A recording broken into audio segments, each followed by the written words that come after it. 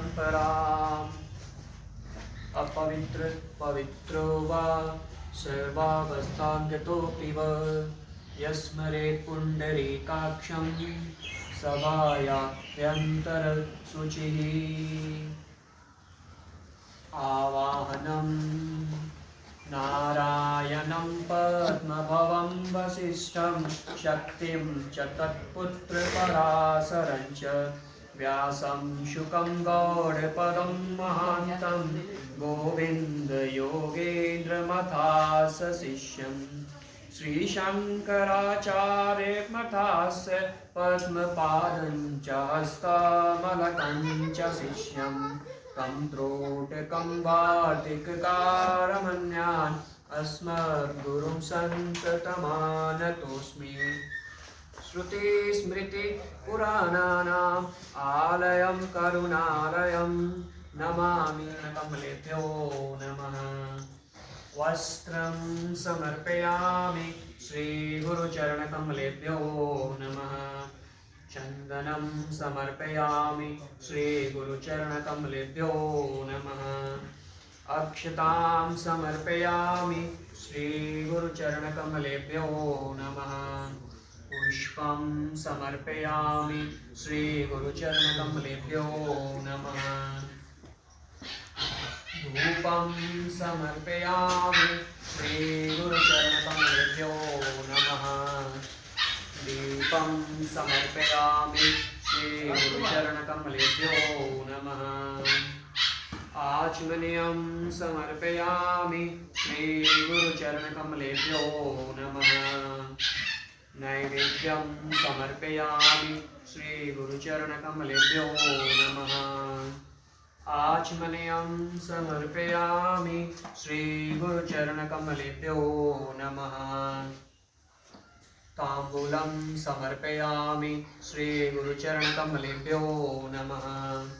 श्रीफलं समर्पयामि श्रीगुरुचरणकमलेभ्यो नमः। नेत्रहारं सदा वसन्तं हृदयारविन्दे भवं भवामि सहितं नमामि। अर्घ्यं समर्पयामि श्रीगुरुचरणकमलेभ्यो नमः। आचमनीयं समर्पयामि श्रीगुरुचरणकमलेभ्यो नमः। पुष्पाञ्जलिं। गुरुर्ब्रह्मा गुरुर्विष्णु गुरुर्देवो महेश्वरः गुरुसाक्षात् परब्रह्म तस्मै श्रीगुरुवे नमः। अखण्डमण्डलाकारं व्याप्तं येन चराचरं तत्पदं दर्शितं येन तस्मै श्रीगुरुवे नमः। जैसा कि आज हम सभी मित्र एकत्र हुए हैं राष्ट्रीय युवा दिवस नेशनल यूथ डे के उपलक्ष्य पर, और आज हम सभी लोगों ने मिलकर स्वामी विवेकानंद जी के जन्मोत्सव को मनाया। और इसके उपरांत बच्चों में मिठाइयों का वितरण होगा। लेकिन मैं दो शब्द यही कहना चाहता हूँ कि हम लोग विवेकानंद जी के विचारों से दूर हो गए हैं। मैं आप लोगों को बता दूं, आज 12 जनवरी 2023 स्वामी जी का 160वां वर्ष उत्सव है। आज से 160 वर्ष पहले भारत की भूमि पर एक ऐसे महापुरुष का अवतरण हुआ था जिन्होंने भारत ही नहीं अपितु पूरे विश्व में सनातन और वैदिक परंपरा को पहुंचाया। सन 1863 में स्वामी जी का जन्म हुआ था कलकत्ता के एक साधारण से परिवार में। उनके पिताजी का नाम था विश्वनाथ दत्त, और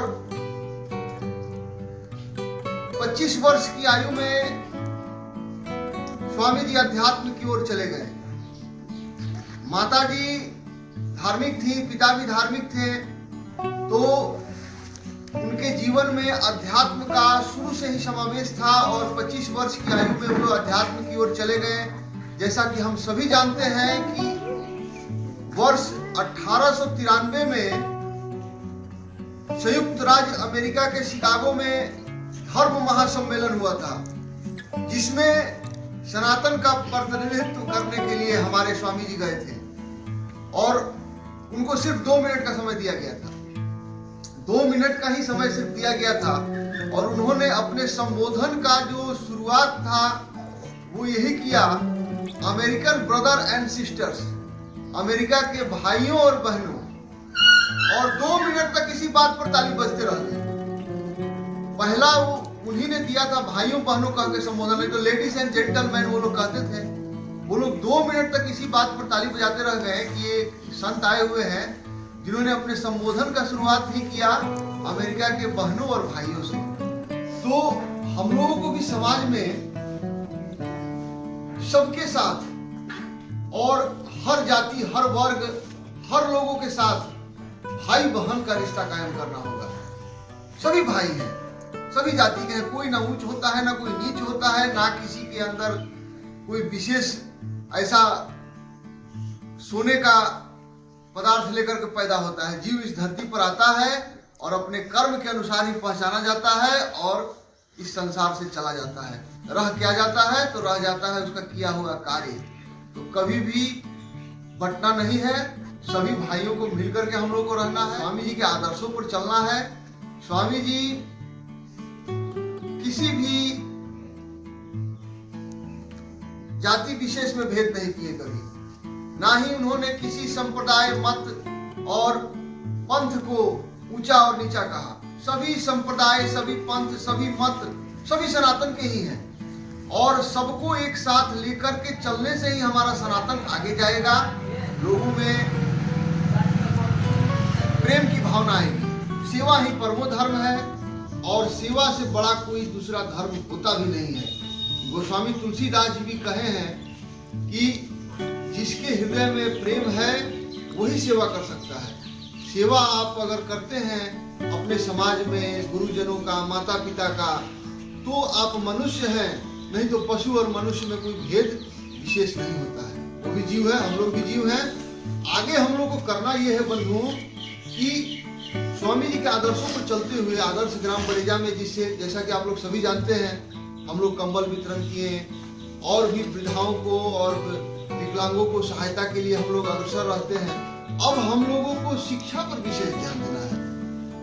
आज के समय में अगर सबसे ज्यादा कहीं देश में भ्रष्टाचार है तो 3 जगहों पर है। हो सकता है आप लोग मेरे बात से सहमत ना हो, लेकिन जो मेरा अपना सोच है मैं कह रहा हूँ, 3 जगहों पर सबसे ज्यादा भ्रष्टाचार है, स्वास्थ्य, शिक्षा और न्याय व्यवस्था।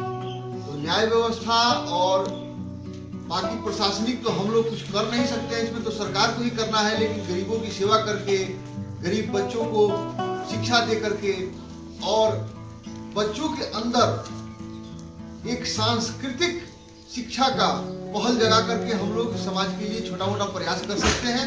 इसी तरह के छोटा मोटा प्रयास हम लोग करते रहते हैं।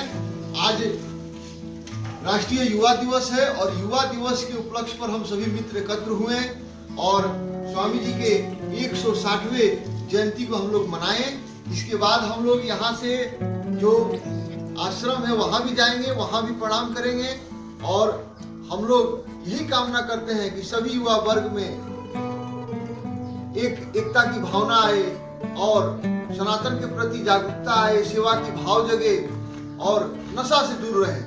युवा वर्ग आज के समय में सबसे ज्यादा अगर किसी चीज से प्रभावित है तो वो नशा से है, चाहे वो नशा मोबाइल का हो या फिर और किसी नशीले पदार्थ का हो। इससे दूर रहना है, समाज में इसके लिए कार्य करना है और बच्चों के शिक्षा के लिए सांस्कृतिक शिक्षा, कॉन्वेंट वाला शिक्षा नहीं, अपने अंदर वो भाव लोग बना ही नहीं पा रहे हैं। इसके लिए हमें कार्य करना है और बच्चों को और युवाओं को लेकर के चलना है। इस राष्ट्रीय युवा दिवस के अवसर पर हम सभी युवा साथी एकत्र हैं और आज संकल्प लिए हैं कि हम लोग इस राह पर चलेंगे। सबसे पहले हम लोग स्वामी जी को पुष्पांजलि अर्पित करेंगे। तो मैं भाई और समाज सेवी, इनसे मैं आपका पहले भी परिचय करा चुका हूँ, विगत 7-8 सालों से समाज सेवा में संलग्न है और इनका योगदान समाज में हर वर्ग में और हर स्थान पर रहा है। बहुत बहुत साधुवाद है। तो मैं भाई अतुल भास्कर जी को कहूंगा कि पुष्पांजलि अर्पित करें स्वामी जी को।